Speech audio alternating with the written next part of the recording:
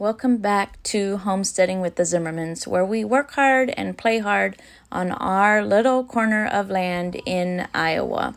My husband and I were born and raised Old Order Mennonite, or horse and buggy Mennonite, as some refer to them as. And although we are no longer part of that culture or community, we are intentional about passing on the old-fashioned skills of our childhood to the next generation. Good morning, everybody.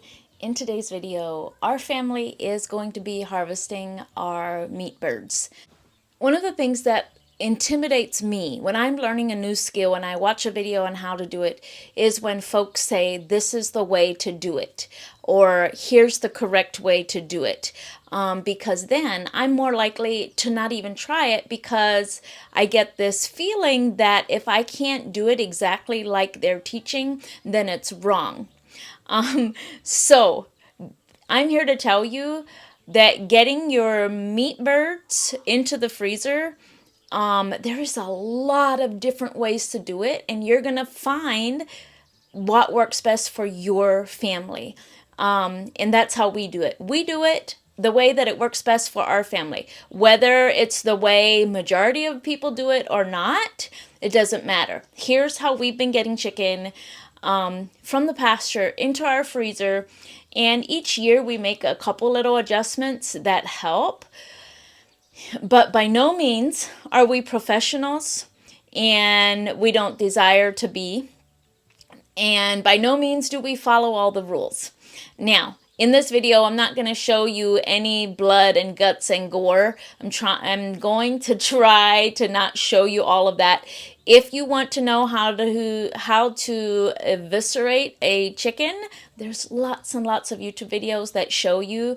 My mom and grandma taught me. I don't even know the correct terms for everything I'm doing. I just know that I have to clean it all out. And one of my son-in-laws has really taken a liking to it, so it's usually him and I doing the eviscerating, like getting all the guts out, and by the time we're done, we're very efficient. But each year when we first start, it takes us a little bit, and he'll ask me, did I get all of this? And anyway, so I've taught each of my children how to do it, but only my son-in-law is the one that says, oh, I'll help eviscerate. And if he didn't, I would probably draw one of the children in and say, here, you need to help me, or you guys need to take turns. But with two of us doing it, that's all that we need. So one of the other questions that you might have is, yes, our meat birds were over 10 weeks old when we harvested them, and they were big. They were very big. So I'm going to tell you kind of the pros and cons, why people say 6 to 8 weeks, why some people wait 10 to 12 weeks.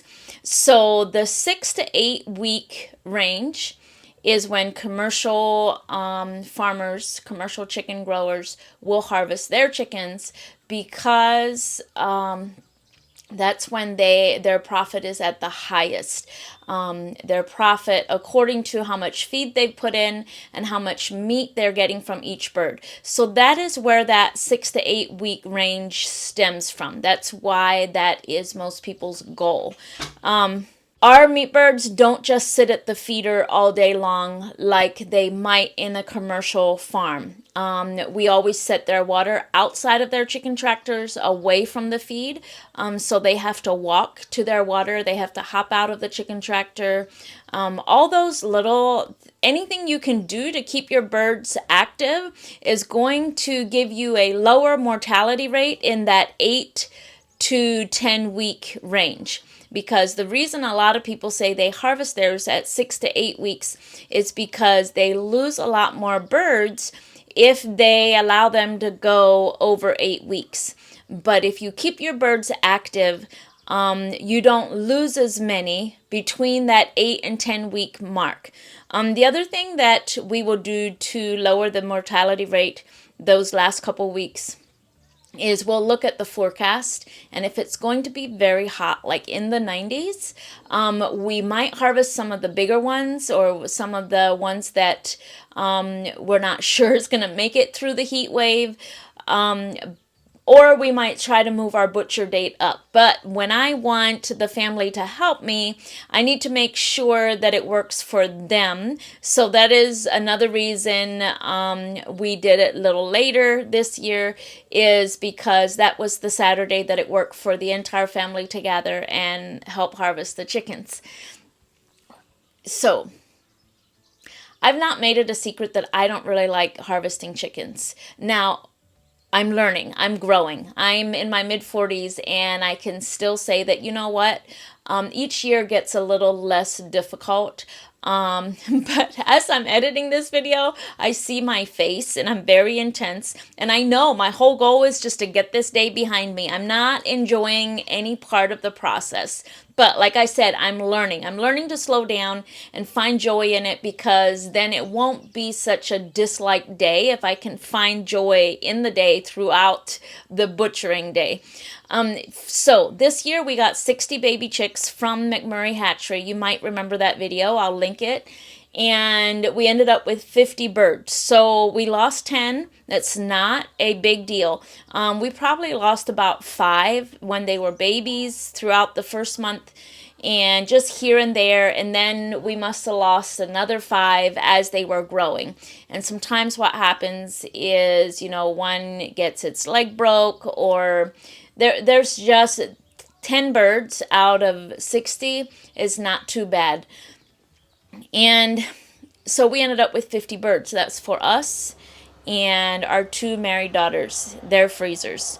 That is not a lot of birds, I know. That's not a lot of chicken for a family our size, but we don't really like raising chicken, so we're not going to make chicken a huge part of our diet. We would much rather raise beef and pork, so we just eat according to what we like to raise. We'll eat the 50 chickens, and maybe next year we'll raise, more.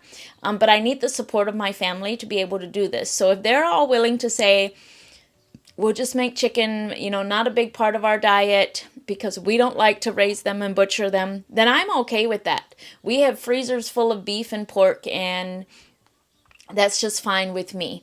So does that mean that when we get through all the chicken in our freezer that we'll go buy chicken from the grocery store? Absolutely not. We, for years now, have bought very little, if any, chicken from the grocery store. So all that it means is that if we run out of chicken, we're just out of chicken.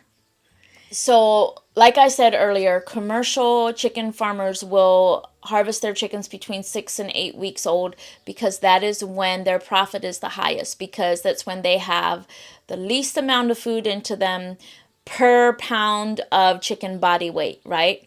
So yes, our chickens, we probably put a little more food into them than we would have if we would have harvested them at 8 weeks old. But like I said, my chickens are also eating grass and bugs because we keep them active by setting their water outside and locking them up at night and away from their feed, and then setting their feed outside in the morning. So we try to keep them active, so they're not only eating chicken food. And the other thing is, one of the questions is, but does it really pay? Like, is it really that much cheaper? And I recently had someone tell me, it was actually where I was buying my chicken food from, they said that, the chicken at the grocery store is a lot less work and it's cheaper. And I just smiled a little bit and thought to myself, I'm really not going to go there with him right now. But the thing is, my family's not after cheap food. We're not after, the cheapest nourishment we can get. We're after the highest quality nutrition that we can raise. And there is no price. You can't put a price on that. To us, it doesn't matter how much feed we have into this chicken. What matters is that it was raised the way we want our chicken to be raised. The Freedom Ranger versus the Cornish cross, and why we choose the Cornish cross. Number one, like I said, is we don't really enjoy raising chickens, so we want it to be as quick. We want it to be over and done with as quickly as possible, right? So the Cornish cross is like 8 weeks of chores, intense chores. And where the Freedom Ranger is more drawn out all summer, those heritage breed ones, you'll raise those even longer. And the other reason is the Cornish cross. Like I didn't weigh any of my whole chickens, but we had chicken breasts that were weighing like 1 pound each and more than 1 pound each. So that brings me to the point of, for, let's say, an 8-pound bird, or for a 6-pound bird, 6 to 8 pound bird, that's only one dispatching, one eviscerating that I have to do for 8 pounds of meat or 6 pounds of meat. I would much rather do that than have to do 2 birds for the same amount of meat. So that is why we stick to the Cornish cross rather than switching to a heritage breed. And we really like having one whole bird that feeds the entire family, or being able to get one package of chicken breasts out and have, 2 pounds of meat. So another question that I might get is why we raise the Cornish cross and not a more heritage breed like the Freedom Ranger. The Freedom Ranger versus the Cornish cross, and why we choose the Cornish cross. Number one, like I said, is we don't really enjoy raising chickens, so we want it to be as quick. We want it to be over and done with as quickly as possible, right? So the Cornish cross is like 8 weeks of chores, intense chores. And where the Freedom Ranger is more drawn out all summer, those heritage breed ones, you'll raise those even longer. And the other reason is the Cornish cross. Like I didn't weigh any of my whole chickens, but we had chicken breasts that were weighing like 1 pound each and more than 1 pound each. So that brings me to the point of, for, let's say, an 8-pound bird, or for a 6-pound bird, 6 to 8 pound bird, that's only one dispatching, one eviscerating that I have to do for 8 pounds of meat or 6 pounds of meat. I would much rather do that than have to do 2 birds for the same amount of meat. So that is why we stick to the Cornish cross rather than switching to a heritage breed.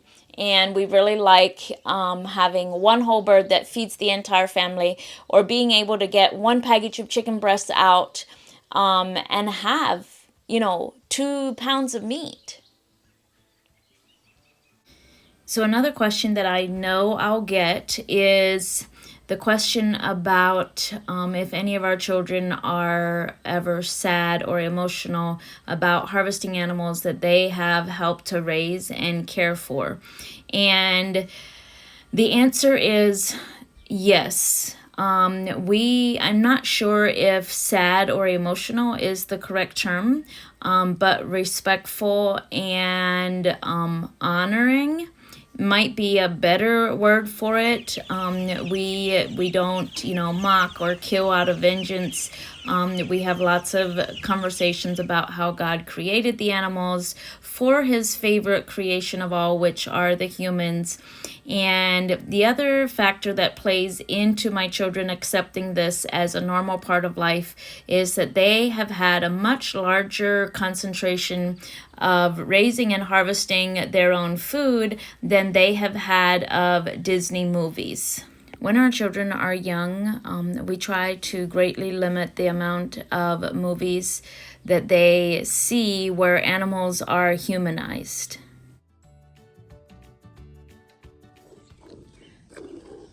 Good morning, everybody. It is Saturday. We are getting our chores checked off the list because today is chicken harvest day, and the entire family is going to gather to harvest the meat birds that we've been raising for the last couple months. Whoa, Brenda.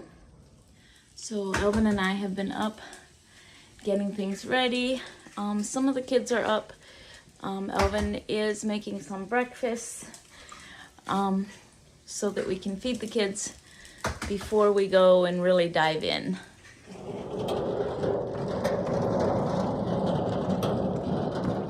So Harrison's up. He likes chicken harvest day, and he has filled our scalding pots.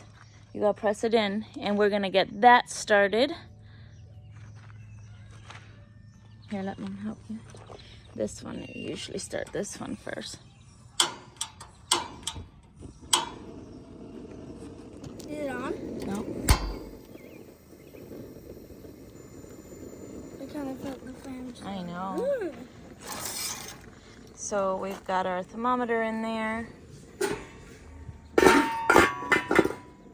And you can put the lids on, Harrison. It gets hot faster when the lid is on.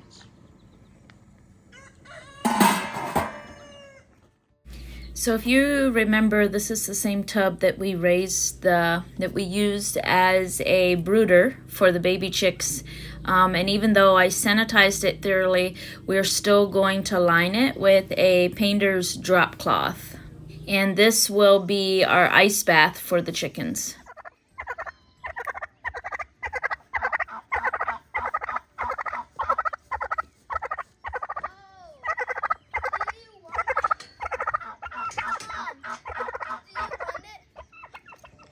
So this right here is our homemade cone, and it's been out here for a couple years. Hopefully it'll still work the way we need it to. The boys are over here. They're about to start catching chickens. And Dave, of course, is gonna go see what's going on.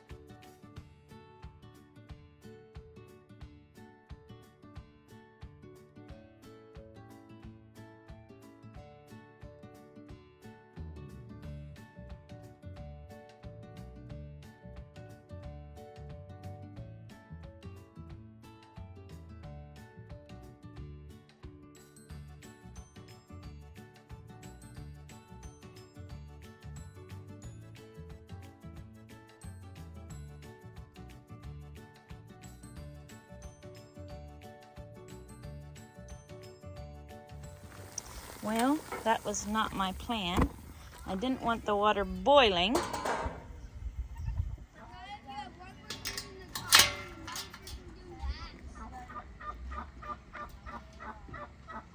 Yeah, that's way too hot. We gotta let that cool off.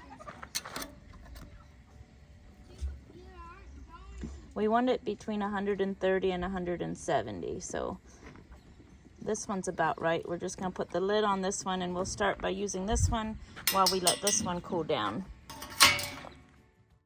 So I feel like the scalding of the chickens is probably the most difficult part of our chicken harvest day, because each time you put a chicken in the water, it cools the water down a little bit. So you're constantly adjusting the temperature, adjusting your burner, checking the temperature of your water, and at the same time making sure that you don't get them too hot, because then that causes their skin to break. But today Mitchell and Elvin are on this duty, and they'll scald them before we toss them into the plucker. This is a commercial plucker that we borrow from my husband's cousin, and she charges us $15 a day to use it. And we have used the smaller versions that you can buy, like the backyard chicken pluckers, and they just didn't do as good of a job as this one does. So we decided not to buy our own plucker and to keep renting this one for $15 a day, because the commercial plucker really does such a great job. So I personally can almost not handle watching the chickens go round and round in the plucker, because all I can hear is my grandma fussing about how that beats up the birds, and you should never beat up a bird like that. Because when grandma harvested chickens, we would spend all morning plucking the chickens by hand, and she would not have liked this plucker at all. However, if my family and I would have to pluck all of these chickens by hand, I do not think we would be raising and harvesting enough chickens for the family.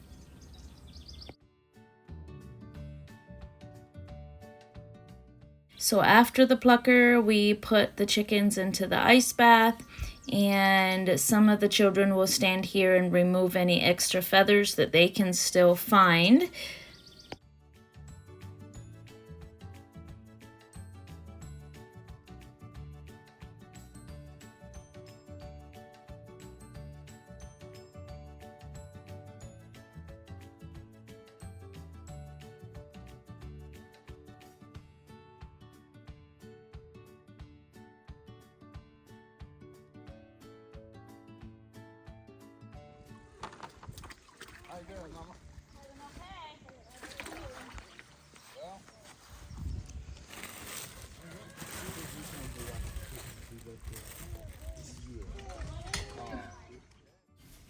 So then we just keep on dispatching, scalding, plucking, and putting them into the ice water. And then once that part is all done, we set up to do the eviscerating and the parting out of all the birds.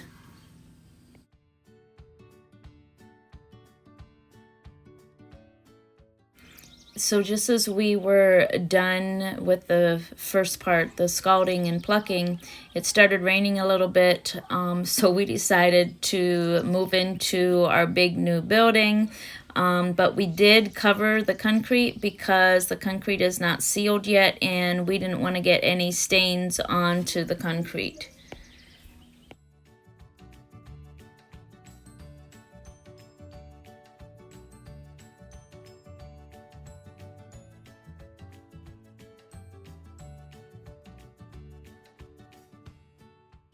So I'm not going to show in detail of eviscerating the chickens. There's lots of YouTube videos out there that go into detail and show you how to do it. But we keep very few of our chickens whole. So after they're eviscerated, we part them out. We package the breasts separately, and we package the legs and thighs separately, and even the wings. And then the carcasses, which is what's left after we parted everything else off, we're just going to package those and put them into the freezer, and that's what we'll use at a later date to make our broth and our canned chicken meat. The little boys have a good time going through all the insides of the chicken and parting out the insides. They like to put all the gizzards on one pile, all the hearts on one pile, all the kidneys on one pile, and identify all the insides of the chicken. So as we part out the chickens, we try to keep our parts cool by putting them in ice water. And I know that a lot of people like to rest their chicken for 12 to 24 hours before they cut them up. But we just put them straight in the freezer, and we've never been able to tell a difference between the ones that we rest and the ones that we don't rest. And the other thing is we put all of our chicken into a chicken freezer, and then it takes a good 12 to 24 hours before it's frozen solid. So we just figure that those 12 hours while it cools down in the freezer, that's enough of a rest for the chicken. We use a commercial vacuum sealer to package all our chicken, and I will link this one in the description for you. So I also scrub all of the feet and sort them. Some of the nicer ones I'll keep to add to our broth, and some of the ones that have ammonia burns that are too deep, I will put those in a separate pile, and we'll freeze those as treats for the dogs. Dear Heavenly Father, we thank you, Lord, for this day. We thank you for loving us and for blessing us. And just thank you for our family time, and thank you for strong, healthy bodies. And ask that you bless this food, bless it to our bodies, go with us the rest of this day. In the name of Jesus we pray. Amen. It was about 1 p.m. when we got all the chicken put in the freezer. So we gathered for a light meal of sandwiches, some chocolate milk, and fresh blueberries. And then after lunch, our married daughters filled boxes with chicken and took them home into their freezers. That was their payment for helping. And I, of course, told them, if you run out of chicken, please come back and we will be happy to share.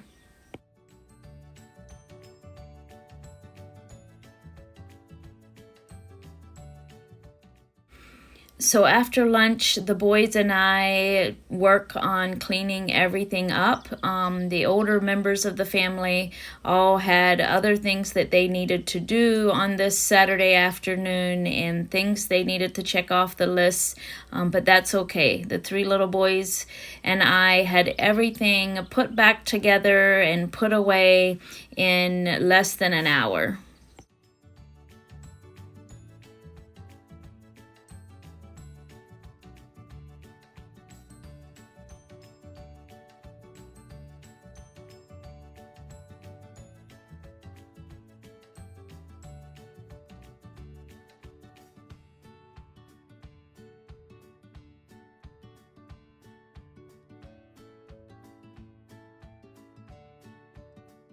So now that our chicken tractors are empty, the boys are excited to catch all our free-ranging laying hens and put them in the chicken tractors so that they no longer have to search the entire property for eggs.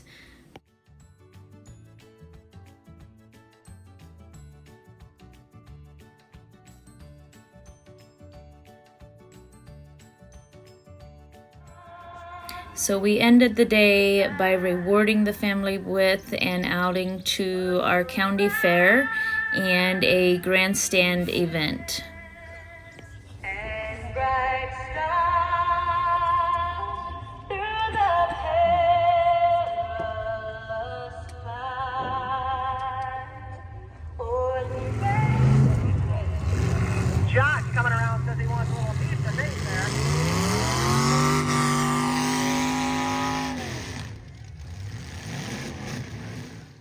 So that was one very busy Saturday, but I wanted to show you real quickly at the end of this video how the boys and I decided that our laying chickens that are now in our chicken tractors need some nesting boxes.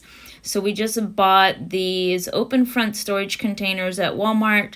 The boys drilled a couple holes in them, and we're going to attach them to the back side of the chicken tractor with some zip ties. So we're going to drill little holes in so water can drain out. On this side? Yep. because it is gonna rain in them when and if it rains. There you go. Oh, there went a chicken. Yeah, Oh, she escaped. Mom, they know how to get in. We're gonna have to catch her. Come on, they know how to get in. I know. You should put one Kendrick's in the middle. putting straw in. That's what I'm gonna do. Yeah, you can do the two. Bottom ones. Careful not to step on the cat. Mom, when we were putting these up and we had one on the floor, the cat was almost sleeping in one. I see them come in here often. Yeah, they get a drink. Mm-hmm. Weird. And they hang out in here.